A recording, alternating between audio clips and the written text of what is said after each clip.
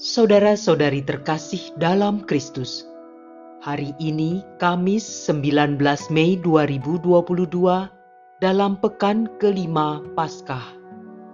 Bacaan dibawakan oleh Cecilia Ira, Mazmur dilantunkan oleh Laurencia Niken, dan renungan ditulis oleh Innocentius Henry. Selamat menekuni Sabda Allah. Marilah kita semakin mengasihi, semakin peduli, dan bersaksi.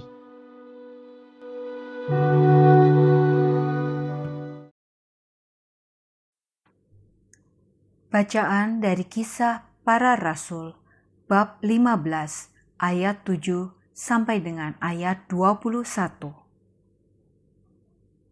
Para rasul dan panatua-panatua jemaat di Yerusalem bersidang, membicarakan soal sunat.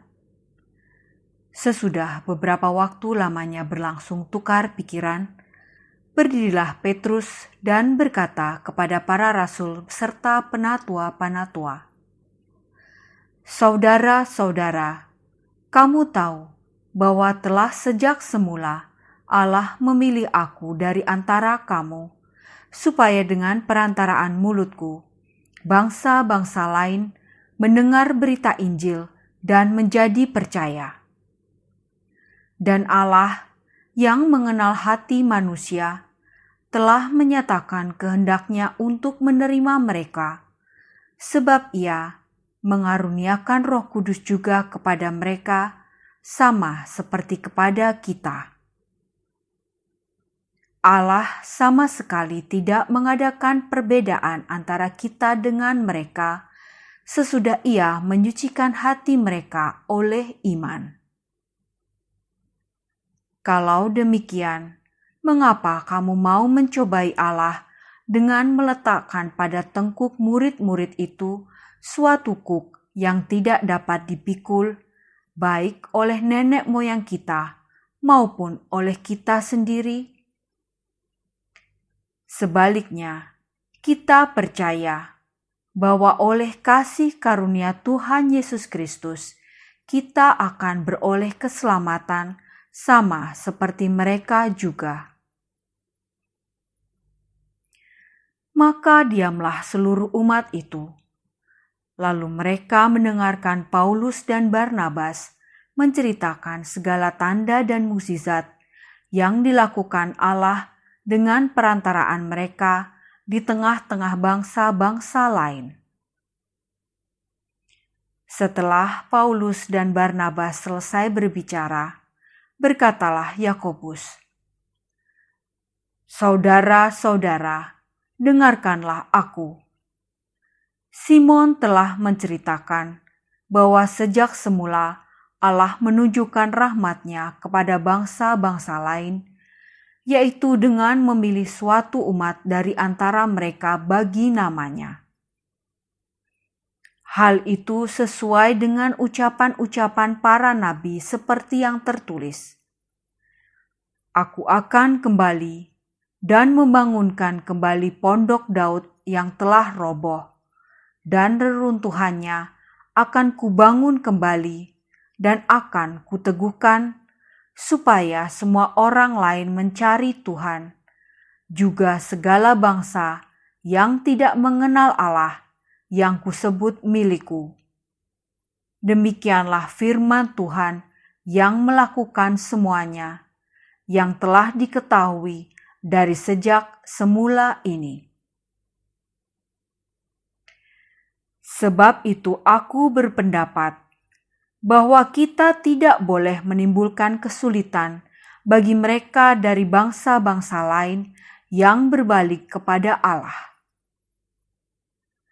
Tetapi kita harus menulis surat kepada mereka, supaya mereka menjauhkan diri dari makanan yang telah dicemarkan berhala-berhala, dari percabulan, dari daging binatang yang mati dicekik, dan dari darah.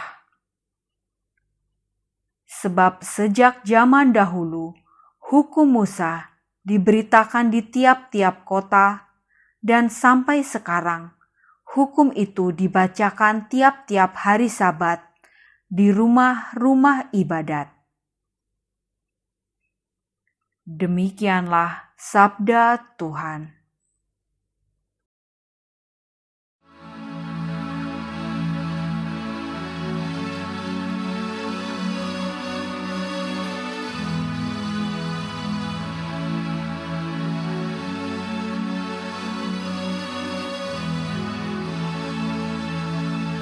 Kisahkanlah karya-karya Tuhan yang ajaib di antara segala suku.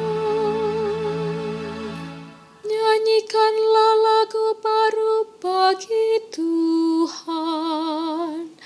Menyanyilah bagi Tuhan, hai seluruh bumi. Nyanyikanlah bagi Tuhan, pujilah nama-Nya. Kisahkanlah karya-karya Tuhan yang ajaib di antara segala suku. Kabarkanlah dari hari ke hari keselamatan yang datang dari Tuhan. Ceritakanlah kemuliaan-Nya di antara bangsa-bangsa. Kisahkanlah karya-karya-Nya yang ajaib di antara segala suku. Kisahkanlah karya-karya Tuhan yang ajaib di antara segala suku. Katakanlah di antara bangsa-bangsa, Tuhan itu Raja. Dunia ditegakkan-Nya tidak akan goyah. Ia akan mengadili bangsa-bangsa dalam kebenaran. Kisahkanlah karya-karya Tuhan yang ajaib di antara segala suku.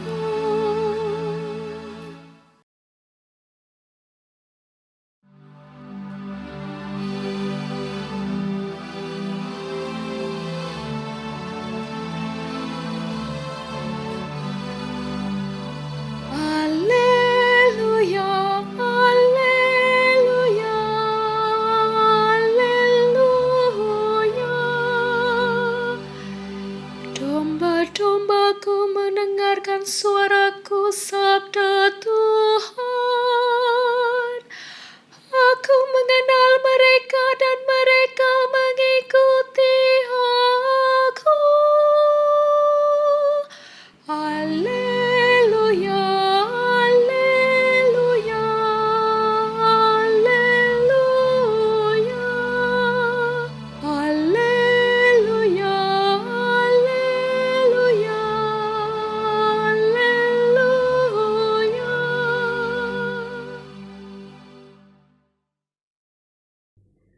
Inilah Injil suci menurut Yohanes, bab 15, ayat 9 sampai dengan ayat 11. Dalam amanat perpisahannya, Yesus berkata kepada murid-murid-Nya, "Seperti Bapa telah mengasihi aku, demikianlah juga aku telah mengasihi kamu. Tinggallah di dalam kasih-Ku itu. Jikalau kamu menuruti perintah-Ku, kamu akan tinggal di dalam kasih-Ku, seperti aku menuruti perintah Bapa-Ku dan tinggal di dalam kasih-Nya. Semuanya ini Kukatakan kepadamu, supaya sukacitaku ada di dalam kamu, dan sukacitamu menjadi penuh. Demikianlah sabda Tuhan.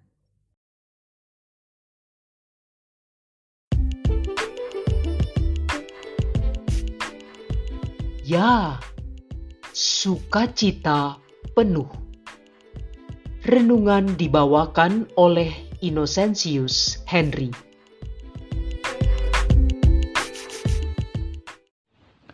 Suatu saat ketika cukup lama saya tidak menyapa Mama dengan mengunjungi dia atau paling tidak menyapa dia melalui telepon, beliau sedikit komplain. Saya juga baru tersadar dan merasa bersalah. Saya segera mengunjungi Mama saya dan kami bercengkrama dengan penuh sukacita.